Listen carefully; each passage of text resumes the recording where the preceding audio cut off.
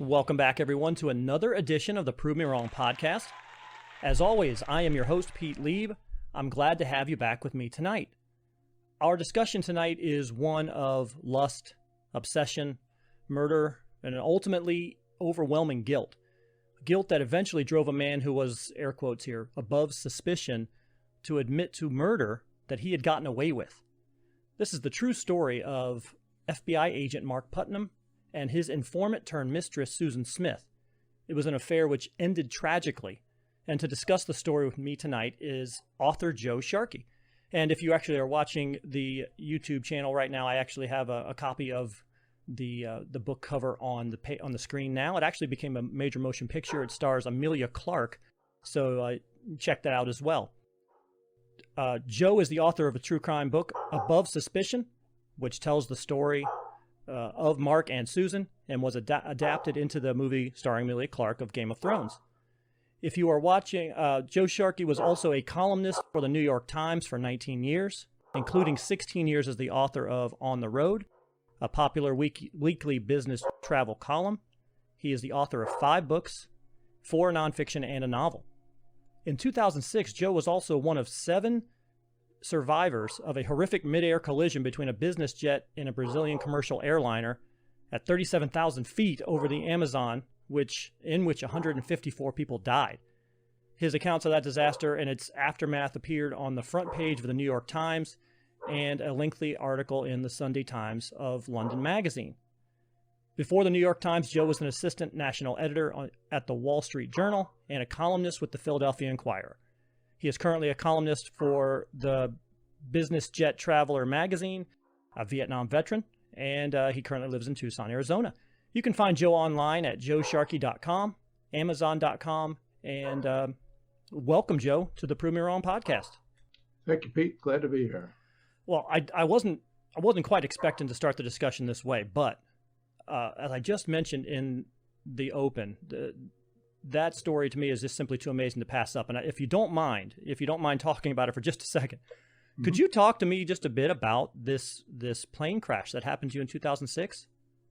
Sure. I was on assignment on a business jet, flying from Sao Paulo, Brazil, where the owners of the jet had just purchased it, to we were going to go to Manaus and then on to Fort Lauderdale. And this was the maiden flight of the jet, and there were 7 people on board, 2 pilots and 5 passengers, of whom I was one. To me, it was just interesting to take the flight. I was going to write about it, about the procedure of buying a new jet. Not that I was ever in the market for one. Right. But it was a Legacy 600, pretty nice mid-sized business jet.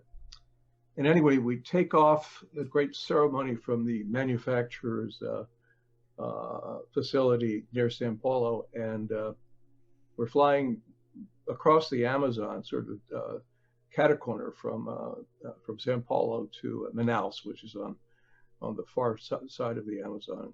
And about midway through, over the actual deepest, darkest part of the Amazon, where the explorers got lost, suddenly there was this horrific crash, the loudest noise I've ever heard. And we didn't see it. We didn't see anything. We were severely damaged. We flew on a wing and a prayer for 30 minutes. And finally, the pilots, I don't want to say stumbled upon, but they found an airfield in the middle of the Amazon, in a part of the Amazon that is really not at all populated. Mm-hmm. And we put down hard and heavy, and were immediately taken into custody by this ragtime bunch of soldiers.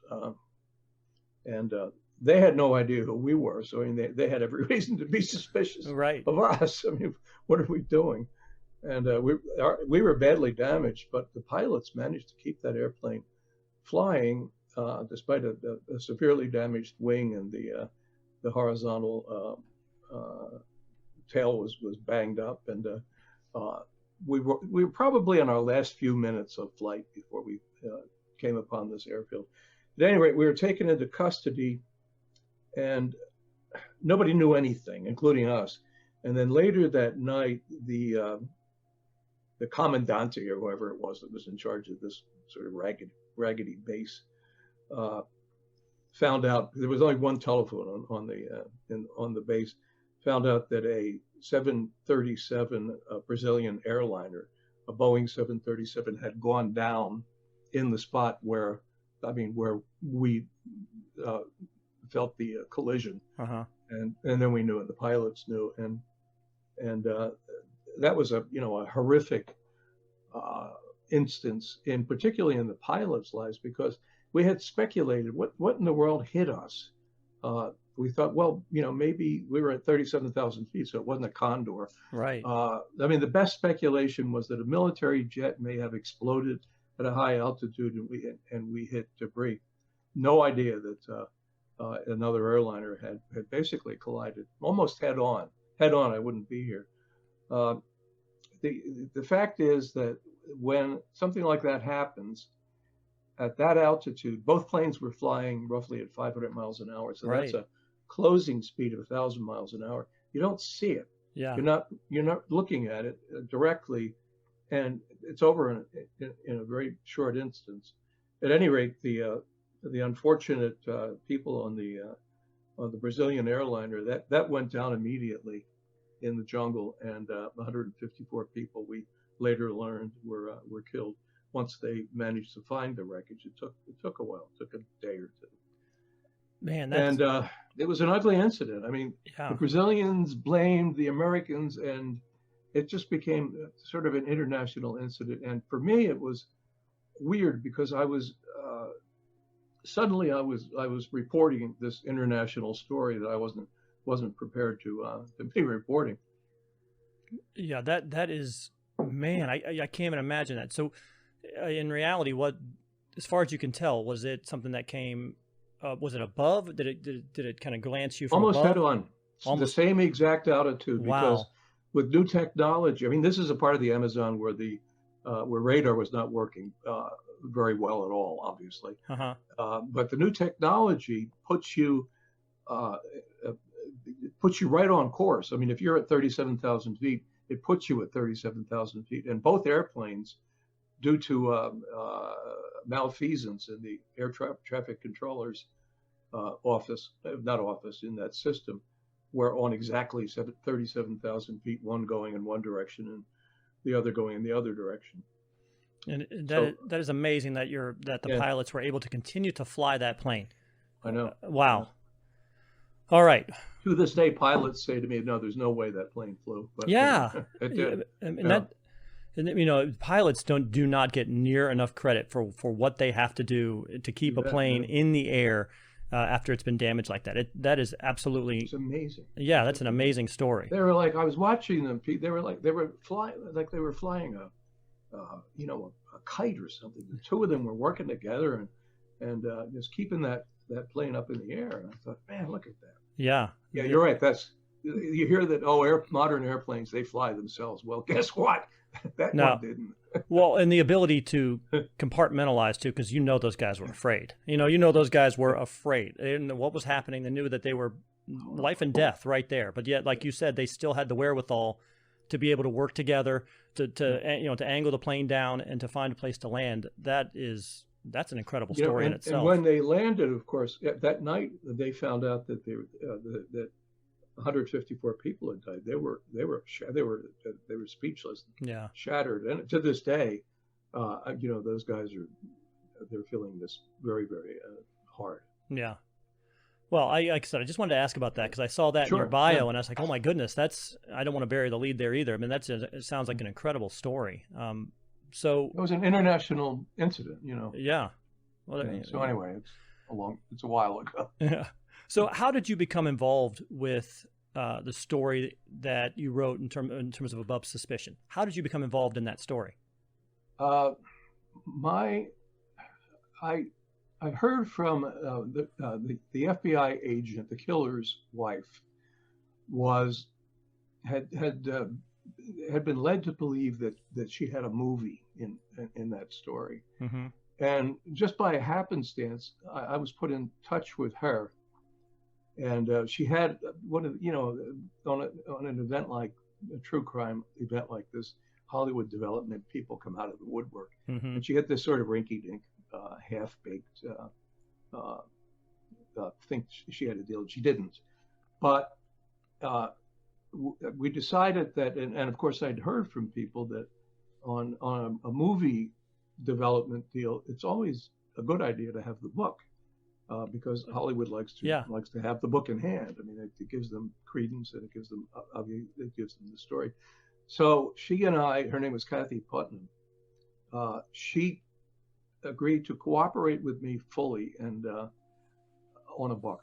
And I said, well, okay, the deal has to be, I'll write the book. I write the book. You give me your story. Open up everything you can to me, including have your husband talk to me from prison. And there, you have no editorial say in the book whatsoever.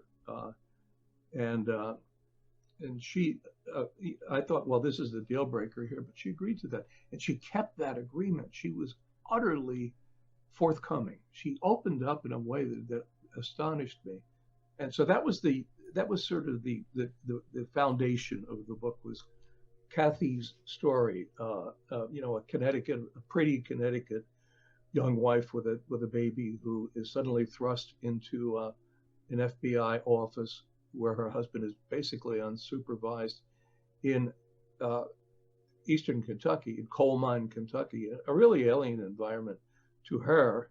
And she, of course, was alien to the people in Pikeville, Kentucky.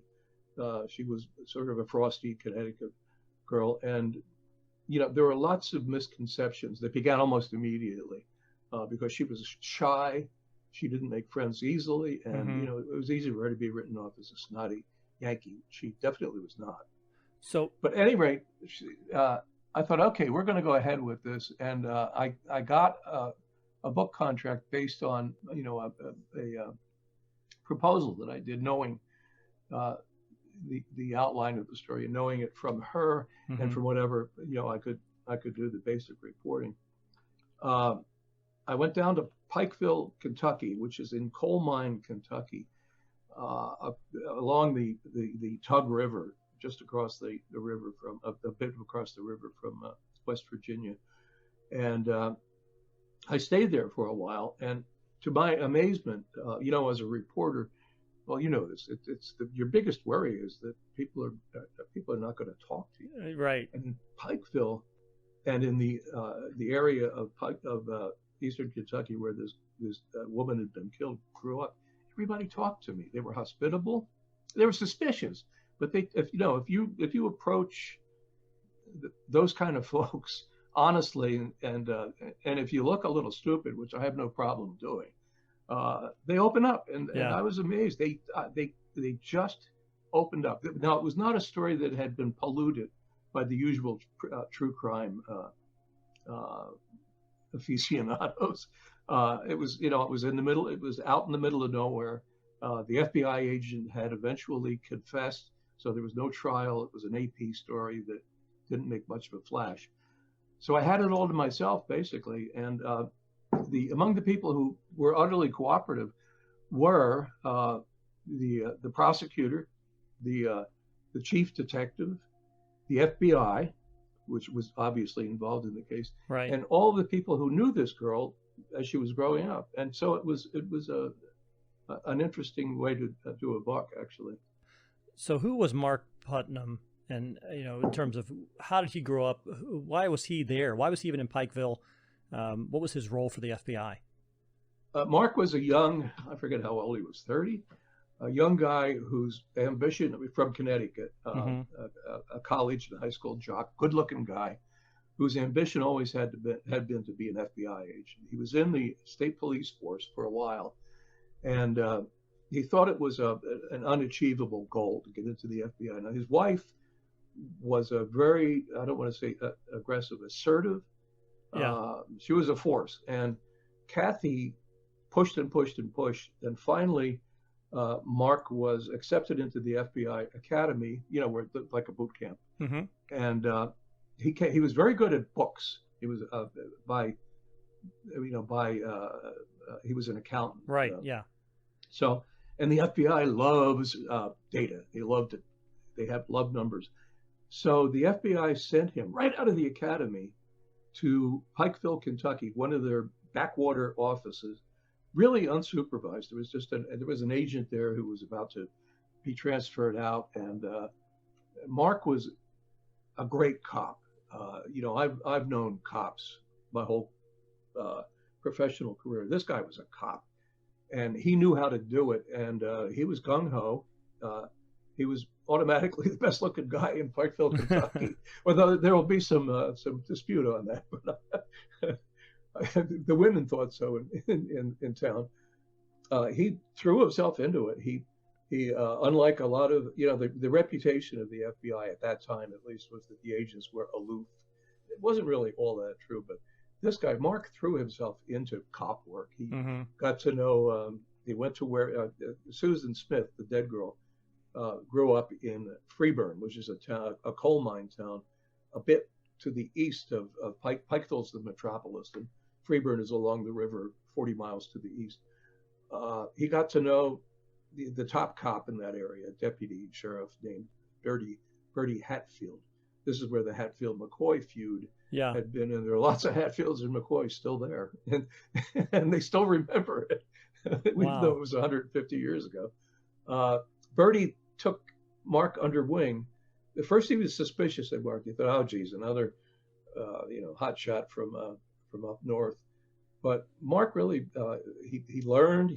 Bertie taught him how to drive on those treacherous mountain roads, all these treacherous curves and switchbacks, and fairly quickly, Bertie became. I talked to Bertie, of course. Bertie became impressed with Mark's guts, and Mark's charge in the Pikeville office was to start cracking cases because it was considered an unproductive office. And of course, as I said, the FBI loves to rack up its numbers, and I'm not faulting them for that. But, sure. In Pikeville, it was easy to do because there were a lot of people there working an angle, and I wouldn't say it was crime ridden, but it was a place where there were a lot of bank robberies. This is 1989. 88 rather, before the big banks moved into areas like that. Yeah. So there were every little hokey town had a bank, had a local bank, and it was. I mean, you and I aren't going to rob a bank, but if we are, that would have been the place to do it. So Bertie introduced Mark to a local girl in Freeburn who Bertie had grown up with, had known. I mean, she grew up. He was a bit older. Named Susan Smith, and she was a sassy, flippant, pretty. The picture of her in my book doesn't really do her justice. She was cute and she was sexy. And Bertie just said, you couldn't trust her with anything, but you understood why men went for her, and she went for men. So she had a reputation in town as I don't mean she was her reputation was as a sexually promiscuous, but she was different, and if you knew her, you remembered her. She immediately, Bertie said, "I'll introduce you to Susan Smith. You need an informant." Susan had enough friends, including a known bank robber named Cat Eyes Lockhart, who went in and out of her and her husband's social world, as was just the custom there. And Bertie said, she can, let's see if she'll agree to help you out. She meets Mark, and immediately that's like, oh boy, here's a guy I really want to spend time with. And after some negotiation, and it's back and forth, she agrees to be Mark's informant. And the first case she works on with him is a case that he builds against the bank robber. Pretty, not a difficult case. It's not really Watergate. Right. But for her, it means she's out. And this is a place where, a snitch can be in trouble. She has to testify at they arrested this bank robber. Actually, a very charming bank robber, a guy who not the world's greatest bank robber, but he was a busy bank robber. Yeah. He robbed a lot of banks. In this one, they had one of those die packs that blow up when you run away with the money. You have one of those that blow up, and oh boy. Anyway, they do arrest him, and Susan testifies at the trial, and that at the trial, of course, is in Pikeville, and that outs her as an FBI informant because the testimony is public. How long had she been an informant prior to being outed? I mean, how long was their relationship prior to that event? 7 or 8 months is what I'm. Okay.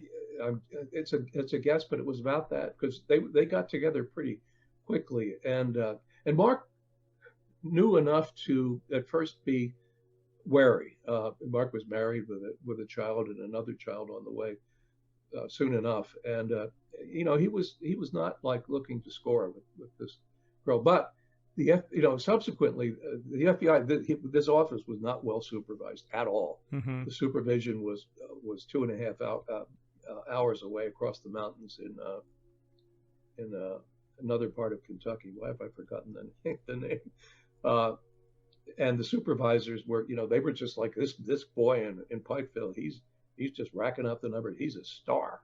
Yeah. And he was like, he was definitely the star in that part of the FBI, but unsupervised. And so I eventually got to know pretty well the agent who would ultimately be the one who went to investigate this whole mess on behalf of the FBI. And he said, his name is Jim Huggins, a swell guy. And he told me, if I had been there, I would have grabbed him by the lapels and said, look, hotshot, don't get involved with a female informant. It's a given. And, he would have said, but I'm cracking these cases. She's helping me. But they were paying her, of course. So it was this difficult situation all around. And Jim Huggins, the FBI supervisor, was deeply distressed at the fact that he had not been able to supervise Mark back in those days, back in the early days. So were they were worried about strictly the fact that it was a female informant? Was that the issue? Yeah, the issue is, I think it's fairly common. With a female informant, you got to be careful. You can't, because when you're meeting with informants, usually it's in secret. Mm-hmm. In Pikeville, everybody knew everybody else's business in a town like that. So Mark and Susan would meet up on a mountain overpass where nobody would run into them. And it was the kind of situation where, and she was on the make. She was definitely on the make. She decided, and I'm not denigrating her in the least, because I was very careful to make sure that the Susan Smith that I eventually got to know, she was dead, of course, came across in the book as a full-fledged human being with her own, faults, but her own goals and desires. And anyway, she wanted out of Pikeville. She wanted to go. Her husband was abusive, and she wanted to get out, but she had no skills to get out.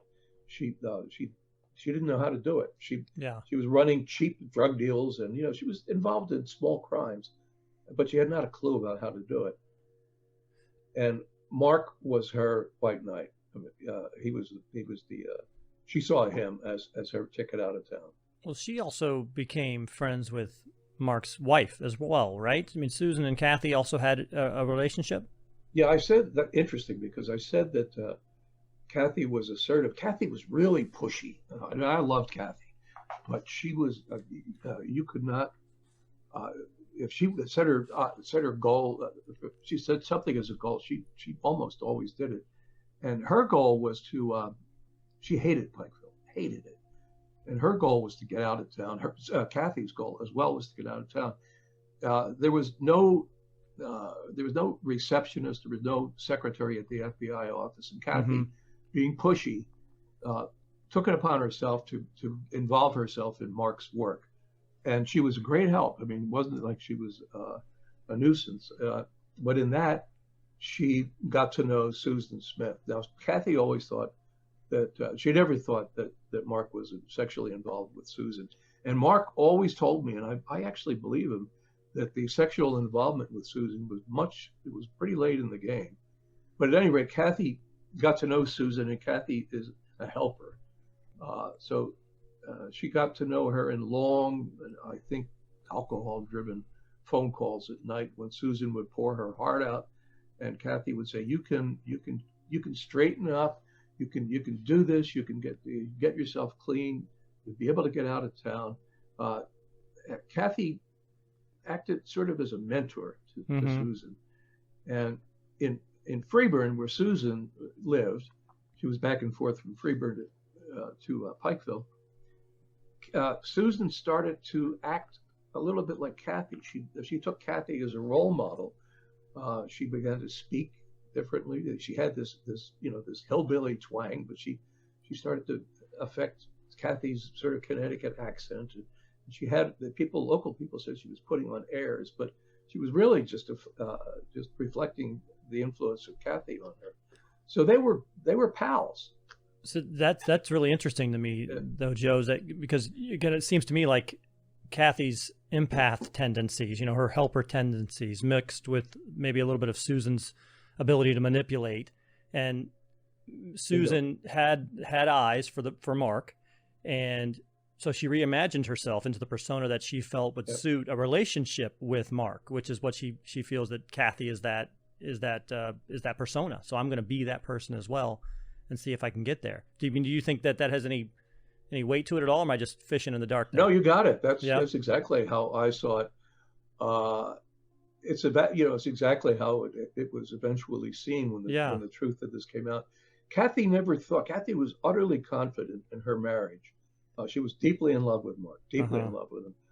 She never thought that, Susan told Kathy openly, I want this guy, and Kathy just sort of shrugged her off as being silly. Susan would say that she wants Mark to Kathy? She would say that, I love Mark. She would make it clear that she had her eye on Mark, and Kathy just shrugged it off. Kathy was confident.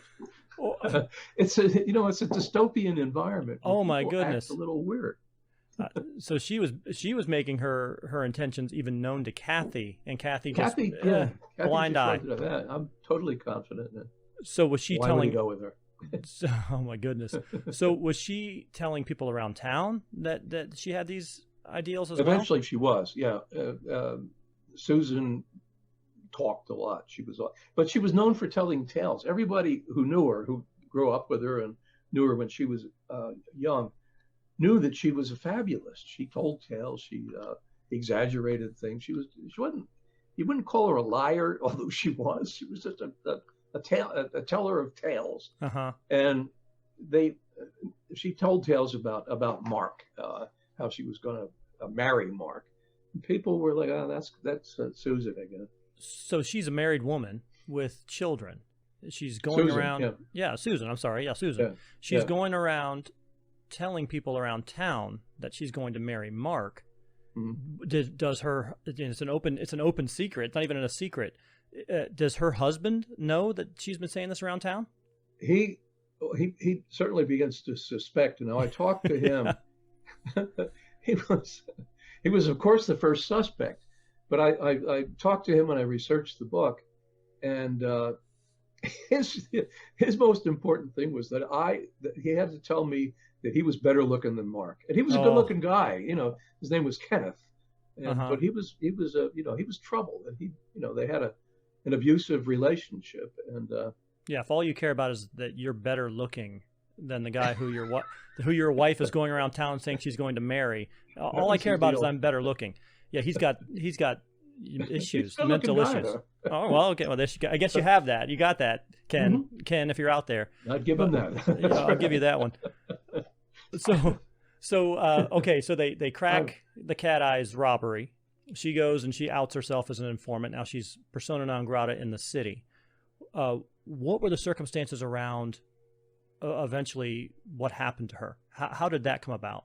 Well, the informant relationship continued. The Cat Eyes' girlfriend beat Susan up after the trial. Oh boy! But the relationship continued, and Susan saw herself more and more as like a junior G girl, which Mark did not. Mark saw her as very cynically as somebody who was on the payroll, who was helping him in his career. He's very ambitious, Mark. So there were, she wasn't really involved in that many direct busts of crimes, but Mark was involved in lots of things like chop shops where people, where local guys steal trucks off a highway and take them to the mountains and chop them up for parts, that sort of thing. There are a lot of, petty, not petty crimes, but not huge crimes.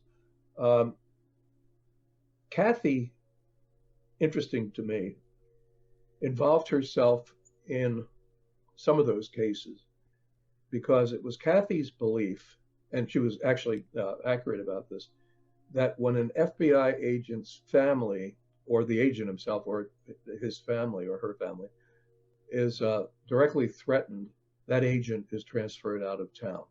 Kathy was working. That was the angle Kathy was working. So she got involved in stuff that you wouldn't want your spouse to be involved in.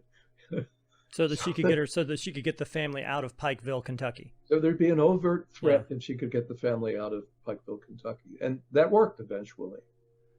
So they move away, and so did they move away before the murder? Yeah.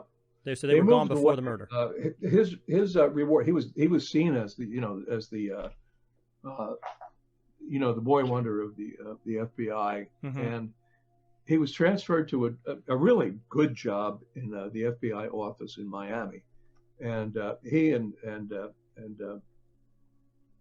Kathy moved there, but back in Pikeville, just before that, another agent had moved into that office. He was a 300-pound ne'er-do-well who bounced around from office to office. I'm sorry, I have a dog in the back. Ended up in Pikeville. This agent named Ron Poole had his eye on Susan.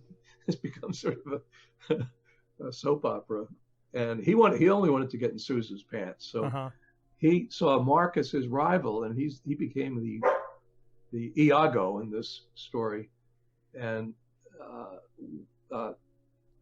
engineered things that Susan had told Ron Poole that she was pregnant with Mark, and that Mark had gone out of town, and this was awful. And Ron Poole, who is now dead, sorry about that dog. Yeah. Who is now dead, worked it up so that Susan had a pregnancy report from the local clinic that said that she was pregnant. And there's some dispute about whether that was accurate. But at any rate, Mark had to come back from I know this is a complicated story. Mark had to come back from Miami to testify in one of the chop shop cases that he had broken. And when he comes back to Pikeville, having been away for a month, Susan accosts him. And this is where it gets really ugly. Susan, in a fury, threatens him and says that unless you marry me, I'm going to ruin your career. Very quickly, this gets even uglier. Yeah. Mark says, we got to talk. And long story short, they drive to their usual place on a mountain siding, actually an abandoned pit mine. And there's a fight in the car. Susan's threatening him. She was a fighter. I mean, she got into fist fights, and this is Mark's account now, of course. She is hitting him, slapping him around, and kicking in the car. He then, according to his account, to shut her up, puts his hands around her neck, and to his surprise, his account now, strangles her and she's dead. Now, that account has not been called into. Of course, the only people who were there are Susan and Mark. But that account, I think it's absolutely true. Mark then, in a horror, strips the clothes off her body, figuring he can get rid of the clothes. Here's where it's really weird. Puts the body in the trunk of his car, and the next morning, Mark had to be in Lexington, Kentucky, to talk to FBI supervisors on a case that he'd been working, and he puts Susan in the trunk of his car, drives back to Pikeville, spends obviously a restless night. The next morning, drives all the way to Lexington, which is 2.5 hours away, with a body in his trunk. Now, here's where it gets so weird. I mean, this is like an FBI agent. Everybody thought it was like he's the Boy Scout. He's got a body in his trunk, and he spends a day talking to FBI supervisors. And Mark told me, like, I knew they were going to see that something was really desperately wrong. And they said later that I heard later that they said, well, they thought maybe he was hungover. So he goes at the end of that day in Lexington. He drives back to Pikeville in an absolute frenzy, and takes the body up to another sighting on a mountain at a pit mine that's been abandoned, dumps the body in a ravine, and figuring, this is his account now, figuring that the body will be found pretty soon, he goes back to his hotel, he finishes whatever business he had in Pikeville, and he flies back to Miami. The body is not found. It's somewhat isolated, but it's a ravine where there's lots of brush. And it so happened that shortly after he dumped the body, the owners of the pit mine bulldozed that portion of the strip mine and pushed it. There was a lot of debris pushed down there, so the body was not at all evident. Yeah. He goes back to Miami figuring, well, very soon they're going to come and arrest me. But he doesn't say anything to anybody about what happened. And back in Pikeville, Susan had a reputation of somebody who would occasionally leave town for a period of time. She always made sure that her kids, in Freeburn, our kids it's the kind of place where, people look after your kids. She had relatives. The immediate assumption is she's off on some sort of antic, maybe a drug deal or something, because she had done that previously. And time passes, maybe a month or so, and Susan's sister, whose name is Shelby, Susan and Shelby were sort of estranged. Shelby later tried to insinuate herself into this story as somebody who knew a lot more than she did know. But what Shelby did know was that her sister was missing, and it seemed fishy. So Shelby makes a missing persons report. Now, nobody is extremely motivated to get to think of it here as a crime. So her husband never files a report. Her husband never reports her missing. No, she is still married with children. It's her sister a month later who did. So well, that leads insight into what the relationship was like with her husband, I guess. Yeah. Right. Yeah. Wow. Well, he is hauled in for when they eventually the cops figure, well, there may be they have no body, so they don't know there's a crime, but they figure, well, we gotta figure out what happened here. So they haul Kevin in, him being a pretty good suspect. For sure. Something happened, your wife is missing. What happened here? But he shows up so whacked out on drugs that the lie detector test is no good. So, but eventually they say this guy's just too goofy, and they kind of rule him out as knowing anything about her. That's disappearance. That is absolutely the first person I would go to. If you're the husband and your wife's been gone for a month and you haven't reported it, you're my suspect right off the bat. You're the guy. They don't have a crime. Yeah. They don't have a crime. Right. She's just missing. So they let him go. Where did they go from there? For the time being. Yeah. How long was it from there until Mark became back into it? Mark is in Miami, and he's distinguishing himself as a young gung-ho FBI agent there. They love him in the office. Mm-hmm. He's got a big future, but he's being driven sort of crazy with guilt. His story, his wife's story, eventually expects almost day by day that they're going to come and get him, and it doesn't happen. Almost a year goes by before this thing crashes to an end.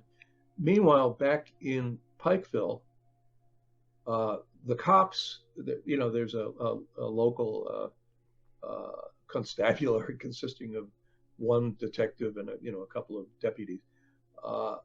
They're like something doesn't smell right here, because Bernie Hatfield, for example, knows Susan, knows Mark as well, and never thought Mark would have had anything to do with it.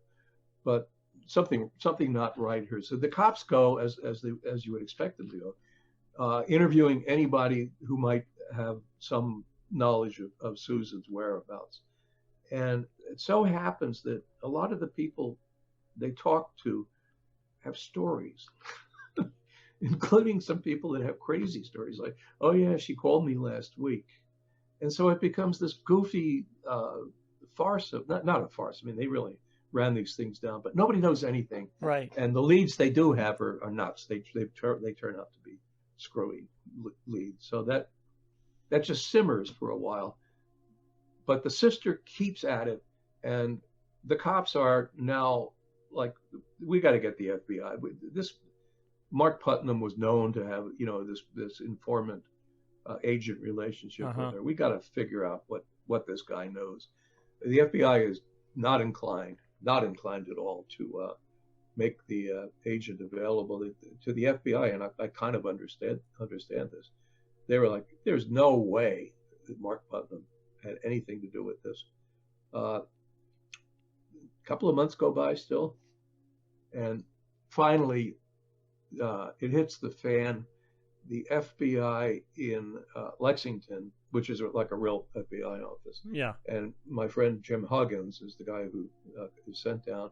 I think there were 10 agents that were sent into town, and they swarm everything. They basically redo all the cops' work, and they come up with the same missing leads. But Jim told me, this is Jim's account, the agents they're frustrated. They're all in a motel, sitting around, and Huggins, who's the supervisor, says to them, all right, who are our suspects? Let's assume that there's a crime here. And most of the agents said the husband, he was candidate number one. Right. A couple of other people, and then one agent said Mark Putnam, and Huggins said, dang, that sort of rang a bell with Huggins, and that's when things moved really quickly. But it was more because at that point they contact him in Miami, and once they made that connection, then it was just the floodgates open from there. Well, you contact them in Miami, and Miami, of course, says, "There's no way. We're not. This is crazy." But eventually, they keep pressing, and the agent in charge in Miami says, "Okay, we're going to have to talk to Mark." And the upshot there is that Mark is going to take a lie detector test to answer questions about what he might know about this girl's disappearance. Mark then goes home. Mark's informed that he has to take a lie detector test. Mark figures, well, this is it. And Mark is ready to spill his guts. And he goes home and he tells his wife, Kathy, and she goes nuts. You can't do this. You had nothing to do with this. We have to get a lawyer. So they do, in fact, hire a lawyer. But at any rate, Mark takes the lie detector test, and of course he fails. Right. And it's like, okay, we now have a real problem. Jim Huggins is now on the scene, and Mark is ready to confess, but he meets Kathy again. The lie detector test was held in Washington, and he had to fly back to Miami, and he meets his wife there, and they're in a Holiday Inn dining room. And she's had a couple of White Russians. He's had, I think, a gin and tonic. And she's frantic because she thinks he's stupid. And she says to him, he says, look, this is really big trouble. And she says to him, were you sleeping with her? And she never thought this before. And he says, yes. Mm-hmm. And she says, and she sort of, the way she explains this, she was almost being snotty. She said, did you kill her? And he said, yes. And at that point, she leaps up and clobbers him, and he goes on the floor.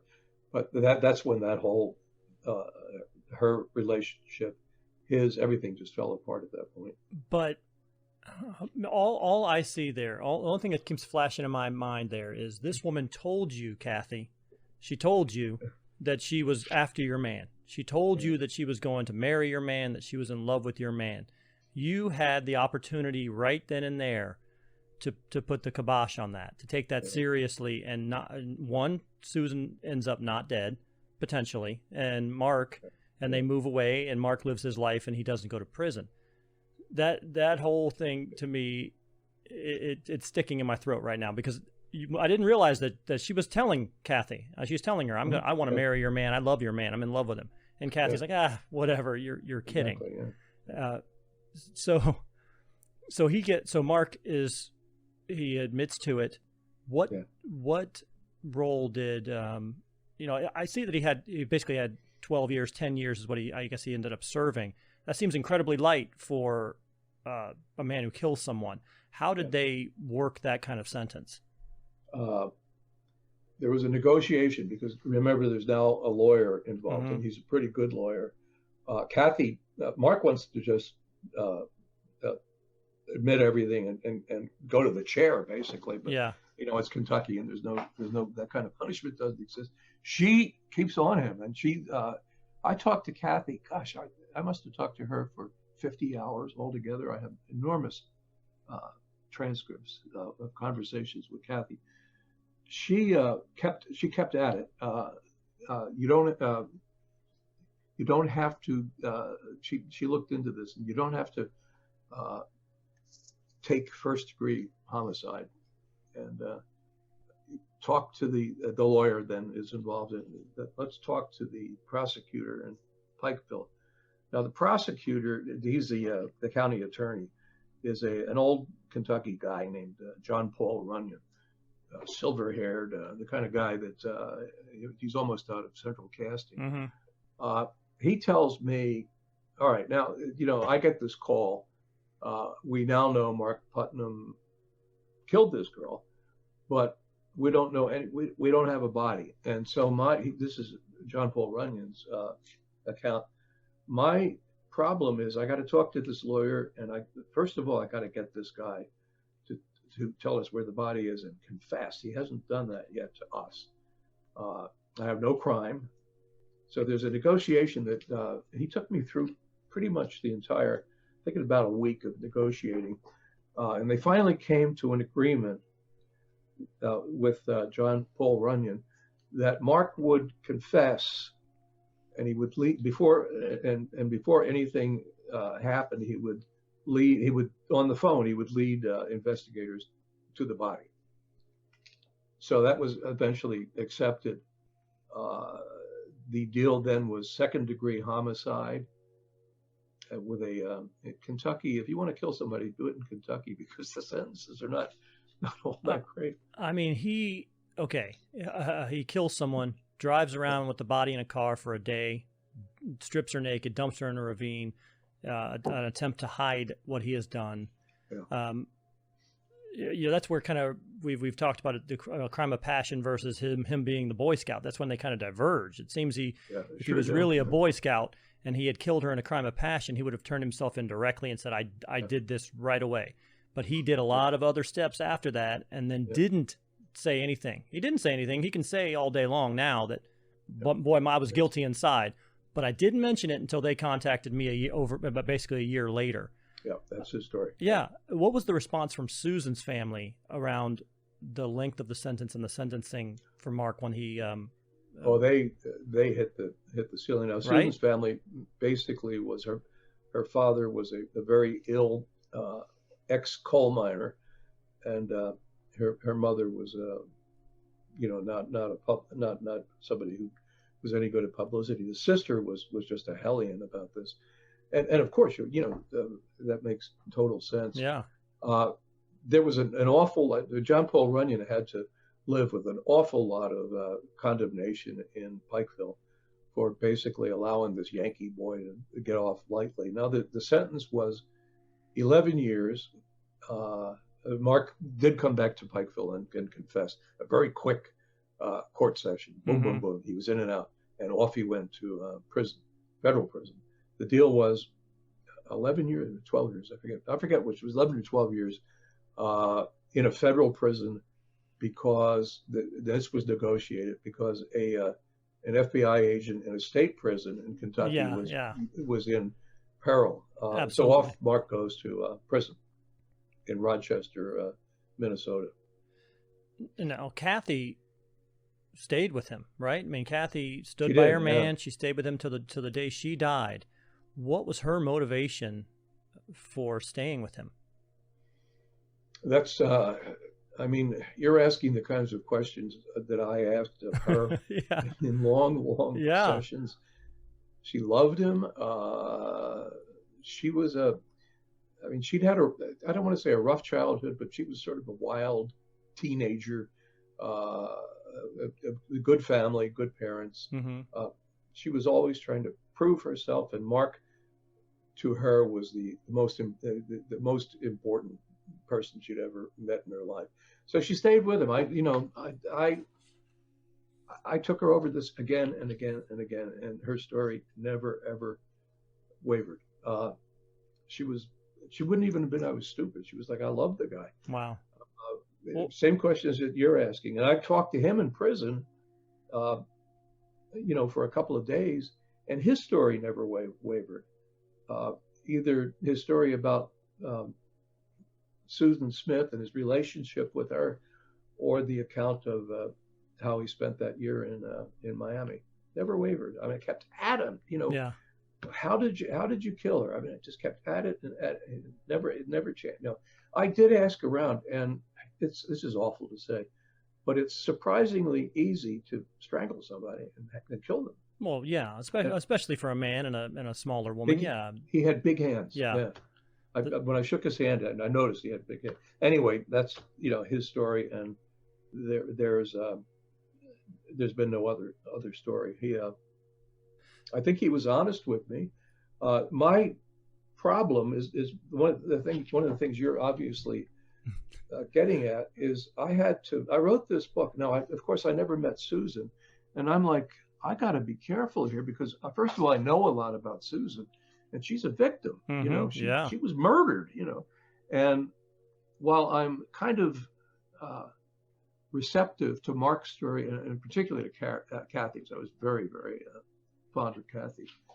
I have to write a book in which Susan Smith comes forth as a full-blown person, with dignity, and and I did the best I can to reconstruct Susan. But interestingly enough, when the movie was made 3 years ago, mm-hmm. Emilia Clarke, the British actress who'd been in Game of Thrones, played Susan in the movie, and I was on location as a consultant, and I'm watching Emilia, who is a Brit, but Emilia has mastered this hillbilly accent, and I'm watching her, and I said to her, Emilia, you brought Susan Smith to life. And she then said in her hillbilly accent, thank you very much. And then she quickly switched to the British accent. Yeah. But she did. I mean, if you see the movie's not been released yet, and that's a long story. But she nails it. And I thought, well, okay, Emilia did that. I mean, she took all of my transcripts with Kathy, and Emilia, she was just diligent about digging into Susan Smith as much as she could. And I just admired her enormously. And after the shoot of that movie. And it's a pretty good movie. Yeah.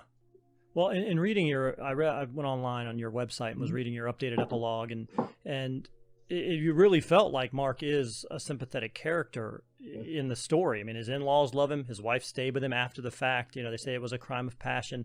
He did only spend 10 years in prison. I mean, he's been out for 20 years now, kind of living his life after that. I mean, do you feel him ultimately to be a sympathetic character as well in there? Obviously, Susan is the victim, but Mark also, again, the circumstances he was placed in with a brand new guy out of the academy, put on his own, very little direction, very little mentorship, little supervision. That was kind of a recipe for disaster. Yeah. The challenge is, I mean, for a reporter, is to come up with on a fact-based story, and everything had to be true, is to come up with the best possible account of the truth. It's in the book.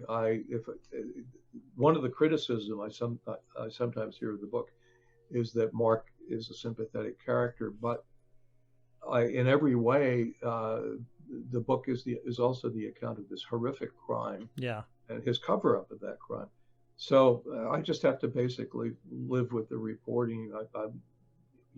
Nothing has ever been disputed about it. So there, it is what it is. It's a tragedy, almost of classic proportions. I mean, you had these two women orbiting around this guy, this totally ambitious young FBI agent, the malicious FBI agent, the 300-pound bad guy FBI agent, trying his best to mess with Mark and get control of Susan. It's a horrible tragedy. Well, I really appreciate you being with me tonight. I have one last question. We're coming up on an hour here. So my last question then is, with all of that went on, and the FBI had to get involved and had to do their own investigation, and ultimately found one of their own was guilty for this, what improvements have been made, if any, within the FBI protocols and procedures with regards to putting, in places like that? In Pikeville, Kentucky, there's an FBI branch. In terms of resources, or in terms of mentorship, in terms of an older, more experienced agent, have they done anything to improve their protocols to prevent this in the future? They have. This is the FBI's account, but there have been strict procedures put into place about dealing with female informants. Yeah. And also about, there were heads rolled on this one because there really was no supervision in the Pikeville office, and a couple of the agents who were at various regional offices who should have been cognizant, who should have had some situational awareness, were lost their careers. And of course, the evil Ron Poole, the 300-pound Iago, died, but his career was over. So there were, Jim Huggins was horrified. The FBI agent from Lexington was horrified at this because he's one of those guys. The FBI was his life. Yeah. And he was an old timer in the FBI. He was in his late 50s. And, he truly was an FBI agent who believed in the FBI. He was adamant about getting improvements put into place. So I think they did. I know particularly that they have new strict protocols about paying informants, which they do, and dealing with female informants. Well, I still have questions, Joe, because some things just rattle in my brain, and I'm thinking there are so many, as in life, right? You're on this road of life, and there are turns on that road, and if you had made that turn, your life is completely different. And I think that there were turns in this story that if they had been taken, none of this would have happened, and we wouldn't be talking right now. But that's right. Yeah, that's amazing. It would have made a great novel if I could have made things up. You know what I mean? Well, there's like a Dostoevsky novel in that. Yeah, you can't make it up. So again, thank you very much for joining me tonight. I really appreciate it. It's been a pleasure. Is there anything else that you would? I know we're in the middle of a outbreak. We don't get to go out a whole lot. Is there anything else that you're currently working on that you'd like to take a moment to promote while we're still on the line, or you have anything else going on? I finally decided that journalism is very difficult because you have to get the facts. Yeah. And I did write a novel. I did write a novel 25 years ago, and I'm writing another novel because a novel you can make it up. Yes. So I'm writing a novel about Philadelphia, a murder mystery about Philadelphia, local television in Philadelphia in the 1970s, which I was cognizant of. All right. Well, so we'll look for Joe Sharkey's brand new novel coming out. Well, Action News. Action. Oh, there you go. Action News. Do you have an idea when you should be ready to go? 21, 22? What's the next year coming up? 21. 21. Yeah. Late 21. Okay. So once again, everybody, the book that we were talking about tonight is titled Above Suspicion. As Joe said, right now the movie has not been released. Hopefully it is someday. And It's been released in Europe. It's been released in Australia, but just not in the U.S. Okay. But yeah, it does have Emilia Clarke, and I think Jack Houston, right? Jack Houston plays... Jack Houston, Johnny Knoxville. There's an all-star cast there. Yeah. And for those of you who don't know Jack Houston, if you ever watched Boardwalk Empire on HBO, he was the guy with the face mask. It was a great character. He played a great character on that show. But that's beside the point. So once again, Joe, I appreciate it.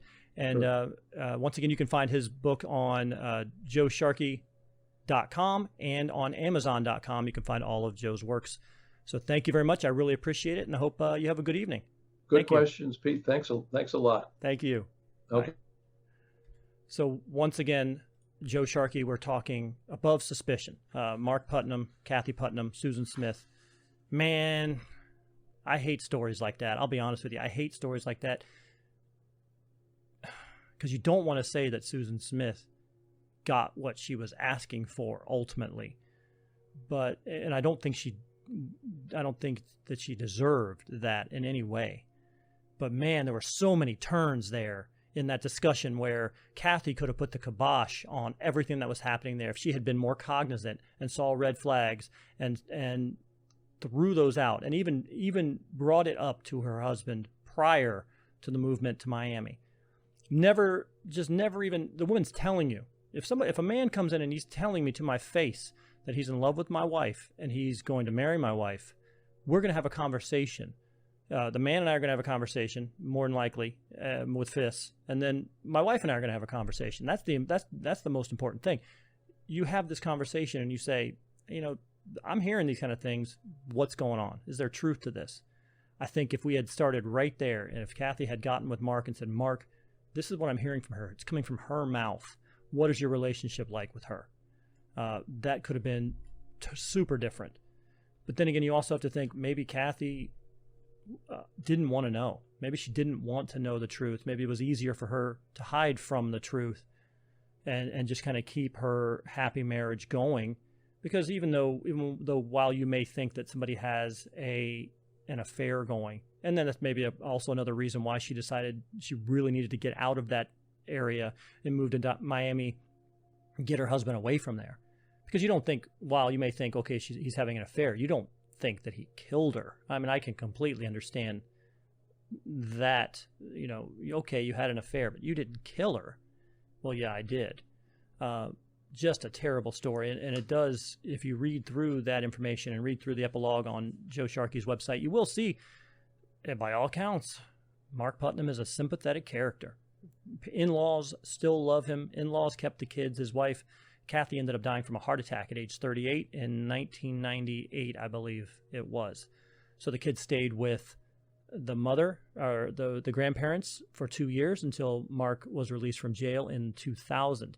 And then the kids went back with Mark, and he's lived his life from that point on. By all accounts, model inmate, got out of jail early because of good behavior. So many turns on that road. Could have saved a life, could have saved 2 lives, could have saved 3. Who knows if Kathy, what her life would have been like had Mark been in her life for a decade. Had there not been that extra stress on her that led to her drinking, that ultimately led to, she had some, I believe, some organ problems and ultimately a heart attack at 38 years old. So a lot of the stress of what happened had to have an effect on her life. Susan Smith obviously had a huge effect on her life, and Mark's life was effectively ruined as well. One interaction between Kathy and Mark could have changed everything. Allowed him to be honest with her, say, yeah, you know what, we did have an affair. She obviously wasn't going to leave him. She didn't leave him anyway after he killed her. Yeah, we did have an affair. I am glad to be away from it. It was a mistake. Let's move on.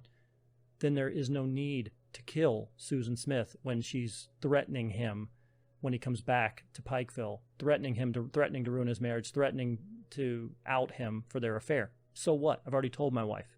She already understands. That alone would have solved it. I'm ranting now. I'm ranting because it doesn't make sense to me. It just hits me wrong in my brain. There were so many opportunities there. What are your thoughts? What are your thoughts, everybody? Do you feel the same way I do when you hear that story? It fires me up. I'm going to be honest. It's firing me up right now. You can contact us on our Gmail account. It's provemerewrongcast@gmail.com. That is the Gmail. Drop us a line, send us a note, tell us what you think, send us what you feel. What are your thoughts on it? You can also contact us on Facebook and Instagram. Prove Me Wrong is the name of the program. You can find us on either one of those platforms. Again, you can drop a note and let us know what you think. If you have any other stories like that you think are interesting that you'd like me to get in contact with the author and talk through those true crime stories as well, I'll do that. Just let me know what they are. I enjoy talking true crime, even though it frustrates me, because all I see are the what ifs. I see the opportunities that presented themselves that could have changed everything. If you're looking for opportunity to listen to the podcast, we are on all major podcast platforms: iTunes, Spotify, Stitcher, SoundCloud, Anchor, TuneIn Radio. Any podcast app where you find your podcasts, you can find the Prove Me Wrong podcast. Like and subscribe to the show, and you'll be notified when a brand new episode is released. We typically release episodes every week, once a week. We release a podcast version and a video version. If you're watching on the YouTube and Rumble versions right now, here I am. You can see me now. Once again, we are on YouTube and Rumble.com. Both of those are video platforms. You can like and subscribe to the Prove Me Wrong podcast app page on YouTube or Rumble, and you will be notified when a brand new episode is released. And then you can actually physically see the conversation that I've had with Joe. Joe was on with me here. We had a Zoom meeting update on here, and we talked it out.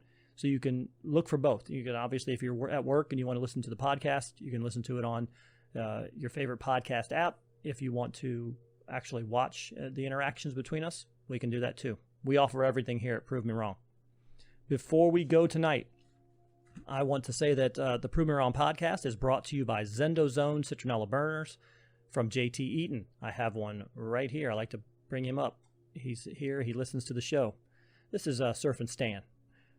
They're shaped like fearless bug repellent tiki gods, as you can see. There's the tiki god. So let Surf and Stan, Hawaiian Howie, and Luau Lily bring the islands to your backyard with ZendoZones citronella burners. ZendoZones uses natural 3% citronella candles and incense cones. They're perfect for patios, decks, backyards, campsites, poolside, and more. You can enjoy the outdoors again. So they are available at Amazon.com and at select Ace Hardware stores. If you go to your local hardware store, your Ace Hardware store, and you do not see ZendoZones, you can also drop us a line on the Prove Me Wrong cast at gmail.com or on our Facebook page and let us know the address of that Ace Hardware store, and we'll try to get them inserted there. You all should be able to have a ZendoZone and make your backyards fun again. So for Joe Sharkey and his book Above Suspicion, this is Pete Lieb with the Prove Me Wrong podcast. Once again, we will talk to you again later.